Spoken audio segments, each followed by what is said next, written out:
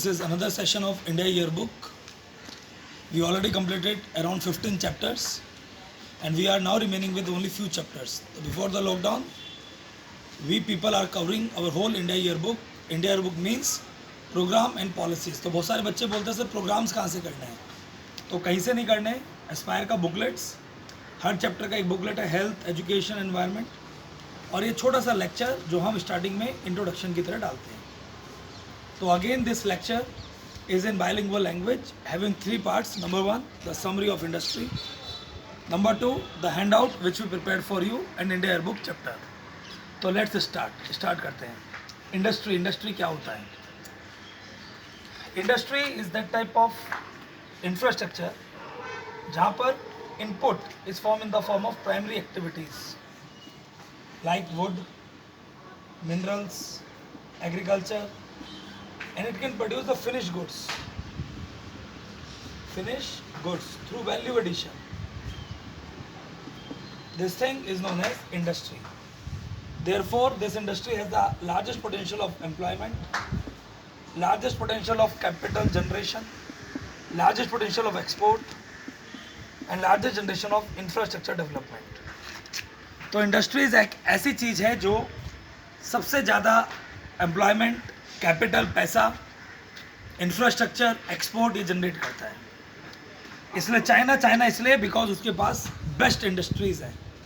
Japan इसलिए है क्योंकि उसके पास best IT, information, robotics, artificial intelligence वाली इंडस्ट्री है. जर्मनी है, उसके पास मशीन टूल और मैकेनिकल इंडस्ट्रीज़ है. तो इंडस्ट्री होना बहुत ज़रूरी है.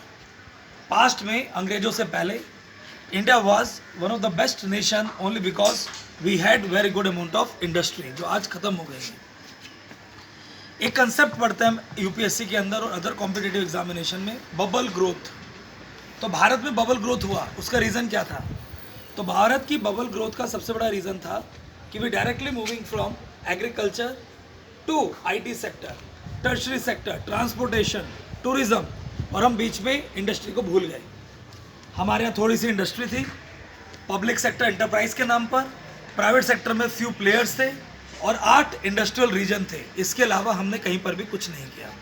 नतीजा, only few people had the job. कुछ ही लोगों को जॉब मिला and majority of the people are not having the job. It is known as bubble growth और जॉबलेस ग्रोथ. क्योंकि जॉब तो हुआ नहीं, ग्रोथ आ गया बिकॉज ऑफ आईटी सेक्टर. शायद समझ पा रहे होगे. तो ये हो गया एक समरी कि इंडस्ट्री क्यों इंपॉर्टेंट है, इंपॉर्टेंस ऑफ इंडस्ट्री. अब सेकेंड पार्ट करते हैं. 5 ईयर प्लानिंग के थ्रू पढ़ेंगे. फर्स्ट 5 प्लान इंडिया ने इंडस्ट्री में फोकस नहीं किया. तो in the first 5 plan we are not focusing upon industry because we want agriculture and employment. Second 5 plan में हमने इंडस्ट्री पे फोकस किया. दैट्स वाई 1956 इंडस्ट्रियल रेजोल्यूशन आया. तो इन 1956 इंडस्ट्रियल रेजोल्यूशन 1956 वॉज पास्ड, जिसने एक फ्रेमवर्क बनाया कि भारत का इंडस्ट्रियलाइजेशन कैसा होना चाहिए. 1956 इंडस्ट्रियल रेजोल्यूशन ने फोकस किया रिगार्डिंग पब्लिक सेक्टर एंटरप्राइज. इसलिए भारत में पीएसयू आ गए. उन्होंने बोला only PSU can generate the growth. यहीं पर महानल ऑफिस आए और उन्होंने ट्रिकल डाउन थ्योरी दे दिया. तो महानल ऑफिस कहता था ये इंडस्ट्री लगाओ, ये कैपिटल एम्प्लॉयमेंट जनरेट करेगा और यहाँ से नीचे की तरफ बढ़ेगा. इसी को ट्रिकल डाउन थ्योरी बोलते हैं. फ्रांस में इसी मॉडल को ग्रोथ पोल बोलते हैं. तो इंडस्ट्रियल रेजोल्यूशन ने बोला कि इंडिया का इंडस्ट्रियलाइजेशन मिक्स होना चाहिए, पब्लिक प्राइवेट. गवर्नमेंट लेकिन ज़्यादा थ्रस्ट करेगी पब्लिक पर. पब्लिक सेक्टर एंटरप्राइज गवर्नमेंट के अंदर आएंगे, जिसमें गवर्नमेंट का शेयर 51% का होगा. And these sectors can dominate throughout the country regarding infrastructure and these sectors can provide the growth throughout the region through trickle down effect. But we emphasise only on the basic industry.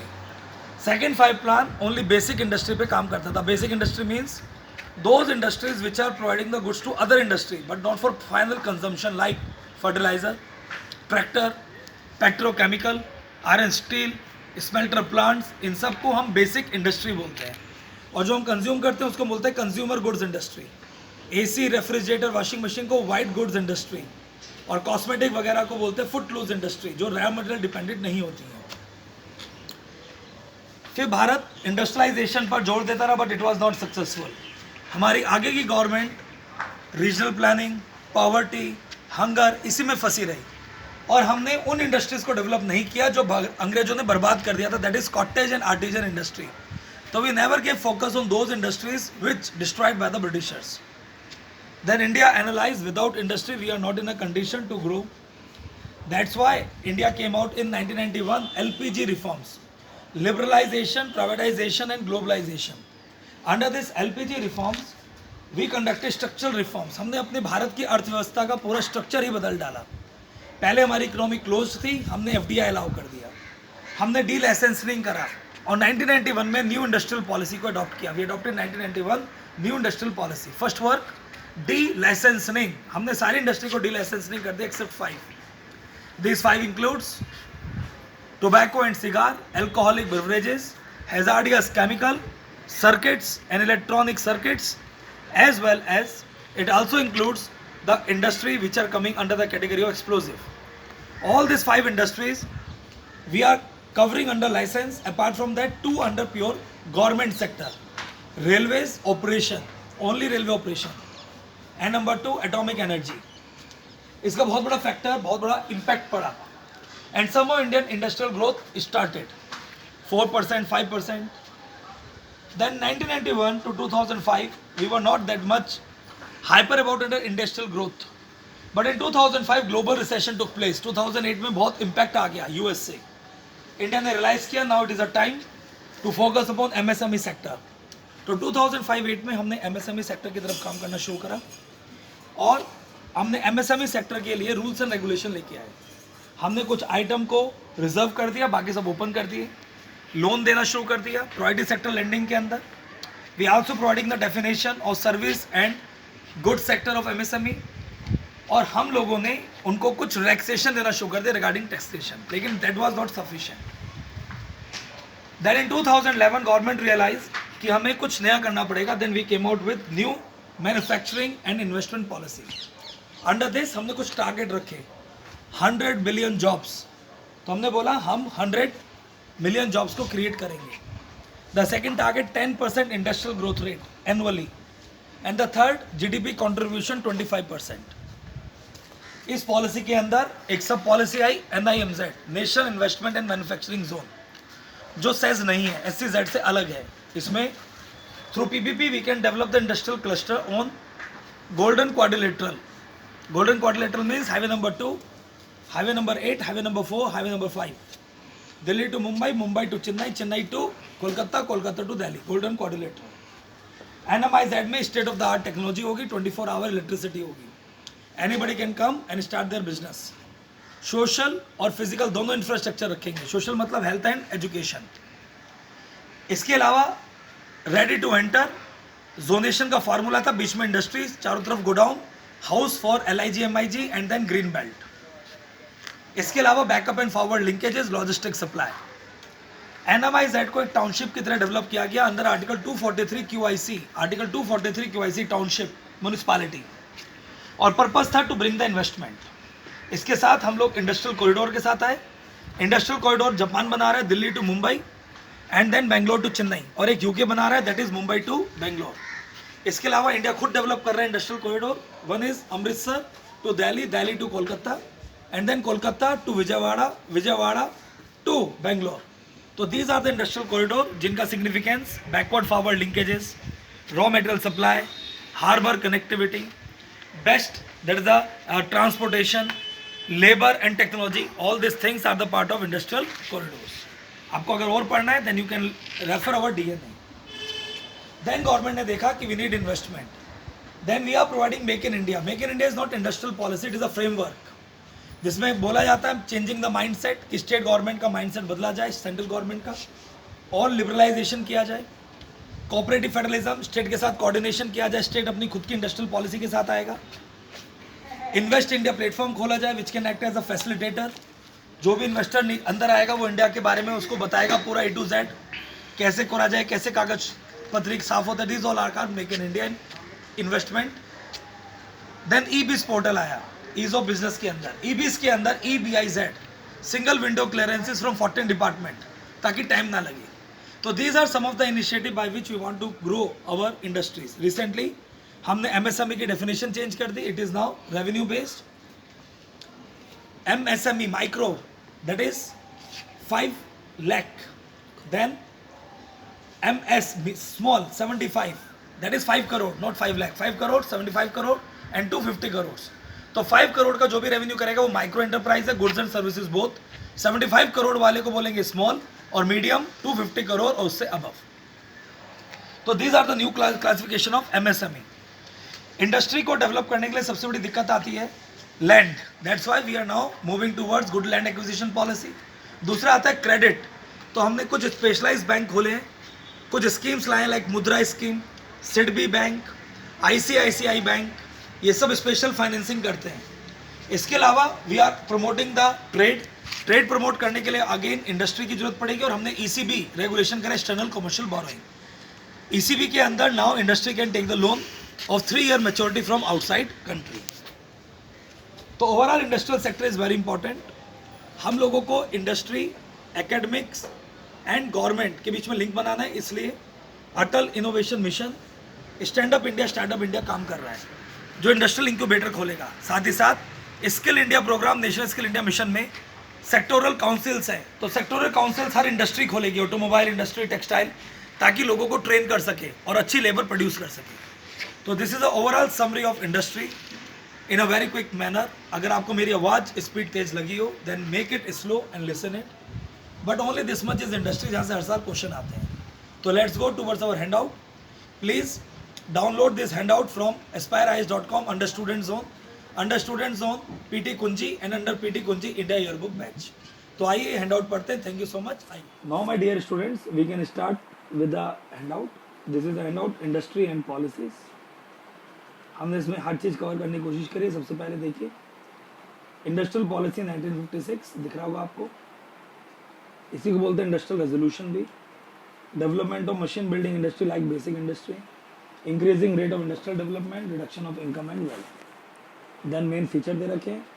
Categories of industries, public sector, public and private sector, cottage small industry and others. Then new industrial policy 1991. इसके 6 objectives थे, पढ़ने बहुत जरूरी हैं. Liberalising the industry from regulatory devices such as licence and controls, enhancing support to small sector, scale sector, increasing competitiveness of industries for the benefit of the common man, PT companies, ensuring running of public enterprises on business lines and thus cutting their losses, providing more incentives for industrialization of the backward areas, and ensuring rapid industrial development in a competitive environment. So these are the 6 objectives. The new industrial policy talks about abolition of industrial licensing, जो मैंने आपको summary में बताया. 5 industries are now under license: beverage और alcoholic industry, cigar and tobacco दिख रहा होगा, industrial explosive, safety fuses, gunpowder, hazardous chemicals. These are the 5 industries under this.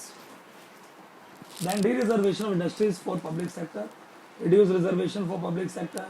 4 industrial sector which are right now under de-reserved is defense production, atomic energy, railways and their operation, and mineral use in generation of atomic energy. Apart from that, effort to revive loss-making enterprise, disinvestment in selected public sector industrial unit and greater autonomy to public enterprises. Then liberalize policy towards foreign capital and technology. ये आप खुद पढ़ेंगे. Then इसके बाद changes in the MRTP Act, monopoly and restrictive trade practices in 1969 to control the monopoly, and then greater support to MSME sector, and FIBP board for foreign direct investment. Then new policy 2011 में इसका नाम था new manufacturing policy. इसके अंदर मैंने आपको target बताया 100 million jobs, 10% agriculture, that is agriculture this thing industrial growth and 25% in the GDP. ये इसके नीचे दे रखा है इन्होंने bye 2022 25%, everything 100 million job.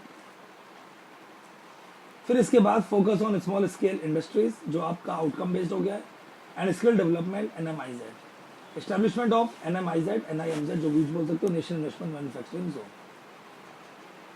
Zonation सब जो मैंने पढ़ाया वो सब दे रखा है, आप खुद पढ़ सकते हैं इसको. Then simplifying the rules and regulations, financial monetary incentive tax benefit under NMIZ and role of research and innovation all are the part of NMIZ. Then make in India आ गया, मेक इन इंडिया में target NMIZ के ही थे, है ना, और invest India portal आ गया for facilitation agency, invest India business community आ गया, बिजनेस कम्युनिटी प्लेटफॉर्म ऑलरेडी मैंने आपको समझाया। Then MSME criteria now 5 crore, 75 crore and 250 crore already बता दें, revenue based. Then scheme for MSME sector, prime minister employment generation programme, जिसके अंदर KVC और गवर्नमेंट एम्प्लॉयमेंट देगी 15 साल फॉर्मल सेक्टर के लिए। Then credit guarantee trust fund for micro and small enterprise, CGT SME scheme. Then interest subsidy eligibility scheme, ये आप खुद पढ़ेंगे अच्छे से। Then revamped scheme for fund for regeneration of traditional industry, Sfurti scheme के अंदर क्लस्टर बेस्ड अप्रोच है। Traditional artisan को प्रमोट किया जाएगा, हॉर्टिकल्चर, एपीकल्चर, इन सेक्टर को ज़्यादा प्रमोट किया जाएगा। देन क्वायर विकास योजना, coir industry technology fund, zero defect zero effect, all are the scheme for MSME sector. अब हमारा यूट्यूब पर वीडियो भी देख सकते हैं। Then aspire scheme, aspire is a scheme for promoting innovation, rural industry and entrepreneurship. Aspire new jobs and reduce the unemployment in our country. Infrastructure develop किया जाएगा and promotion of innovation, entrepreneurship and that is agro based industries. Then Udyog Aadhaar memorandum, under this 1 page registration is there, जो बहुत जल्दी registration हो जाएगा। उद्यमी मित्रा portal, labour में हमने श्रमिक जैसे पढ़ा था। देन जो government e market place, ministry of commerce का है, regarding e bidding as well as river auction, plus easily procurement from MSME sector, ये सब MSME के लिए। देन मुद्रा स्कीम, रीफाइनेंसिंग योजना, सिडबी के थ्रू शिशु, किशोर एंड तरुण 3 प्रोडक्ट है, 50,000 टू 5 लाख, 5 लाख टू 10 लाख। फिर इसके बाद स्टार्टअप इंडिया स्कीम, ऑलरेडी हम पढ़ चुके हैं कहीं ना कहीं। स्टार्टअप इंडिया के अंदर स्टार्टअप को, वेंचर कैपिटल फंड को प्रमोट किया जाएगा। रजिस्ट्रेशन प्रोसीजर होगा, 7 साल में 5 साल टैक्स बेनिफिट दिया जाएगा, जिस साल भी हम लेना चाहें। Then stand up India scheme is for women, SC ST, 10 lakh to 1 crore तक का फंड दिया जाएगा। It is a part of stand up India, तो जो बिजनेस चलने रहे हैं उनको खड़ा करने के लिए है।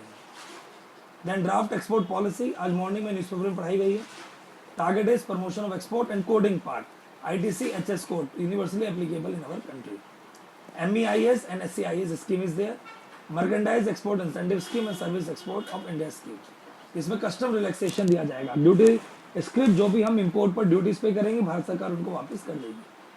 देन रेमिशन ऑफ ड्यूटीज और टैक्सेस और export product, RODTPE scheme. Then annual survey of India, economic data में पढ़ाया जा चुका है। ऑर्गेनाइज सेक्टर के लिए, अनऑर्गेनाइज सेक्टर के लिए NSSO करता है। IIP भी हम ऑलरेडी कर चुके हैं, CSO करता है इसको। And then there is a data core industry and others. तो this is overall hand out regarding the industry. एक क्वेश्चन आने के पूरे चांस होते हैं, तो please concentrate hard on the industry part. Now we can do the India year book. India year book chapter में ज़्यादा कुछ इंडस्ट्री के बारे में नहीं दे रखा है। If you open it, starting में सबसे पहले इंडस्ट्री दे रखा है। Department is handling industry intellectual property right. नीचे देखो the role of function of department are this, ये आप पढ़ सकते हो। नेशनल मैन्युफैक्चरिंग पॉलिसी जो हमने दे रखी है वही दे रखी है, तो ज़्यादा पढ़ने की जरूरत नहीं है। बाकी सब काटते चलो। मेक इन इंडिया के अंदर दे रखा है public procurement, not that much important, जहाँ इंपॉर्टेंट होगा मैं बता दूंगा। देन स्टार्टअप इंडिया आप पढ़ सकते हैं इसमें से,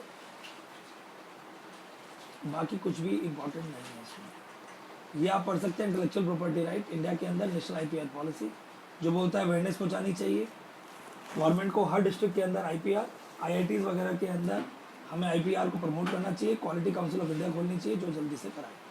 द इंडस्ट्रियल कॉरिडोर्स बता रखे हैं, कौन कौन से इंडस्ट्रियल कॉरिडोर बताया था मैंने आपको। Delhi, Mumbai, Japan, Chennai, that is Bengaluru Japan, Bengaluru, Mumbai UK, Amritsar, Kolkata industrial corridor India, Vizag, Chennai industrial corridor India. The national industrial corridor development and implementation trust बनाया गया है जो इसके लिए पैसा खर्च करेगा। नेशनल डिजाइन पॉलिसी है regarding the good designing of infrastructure. फिर इंडिविजुअल इंडस्ट्रीज हैं, बिल्कुल भी इंपॉर्टेंट नहीं दे रखी हैं, इन्हें आप पढ़ भी सकते हैं नहीं भी। It is a wastage of time. It is a biggest chapter, लेकिन nothing is important. Then centre public sector enterprise, MSME sector कुछ भी नहीं दे रखा है, काट दो। नंबर ऑफ MSME काट दीजिए। देन KVIC हम जरूर पढ़ेंगे, Khadi village industry commission, establish under the act 1956 amended in 87 and 2006, engage in promoting and developing Khadi and village industry in our country, farm and non farm sector. फिर इसके बाद again it is not important, जो पढ़ना चाहे पढ़ सकते हैं। Invest in there is a new initiative दे रखा है पावरलूम सेक्टर में, मुद्रा स्कीम ऑलरेडी हम बता चुके हैं। इंडिया स्टील में 5th लार्जेस्ट प्रोड्यूसर है, फर्टिलाइजर में लार्जेस्ट कंज्यूमर एंड प्रोड्यूसर है।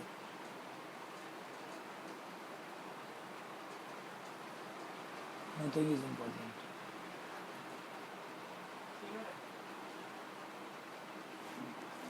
Then national mineral exploration trust and प्रधानमंत्री खनिज क्षेत्र विकास योजना, it is for tribal benefit. DM पैसा लेगा अंडर डिस्ट्रिक्ट मिनरल फाउंडेशन, उसके थ्रू हम डेवलपमेंट करेंगे, तो आप पढ़ सकते हैं। Then national mineral exploration policy ज़्यादा इंपॉर्टेंट नहीं है। देन माइंस दे रखे हैं जिनको आप पढ़ सकते हैं।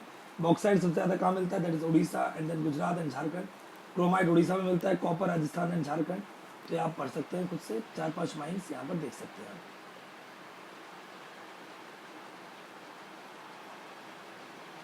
Then Geological Survey of India is the premier earth science organization regarding exploration of minerals, लेकिन atomic mineral के लिए Atomic Mineral Directorate AMD. Then Indian Bureau of Mines 1948, it is a multidisciplinary scientific and technical organization in the Ministry of Mines with statutory and developmental responsibility for conservation and systematic exploration of mineral resources other than coal. Then Nalco, Balco ये सब industry दे रखी है regarding aluminium, खत्म। तो this is all about industry chapter. उम्मीद करते हैं आपको अच्छा लगा होगा। जितना मैंने बताया बस उतना पढ़ेंगे, other thing is wastage of time. If you want more elaborate explanation other thing, we are having India book paid module over aspire website under online classes. You can go under student zone and enrol the online classes. Thank you so much. जय हिंद, जय भारत।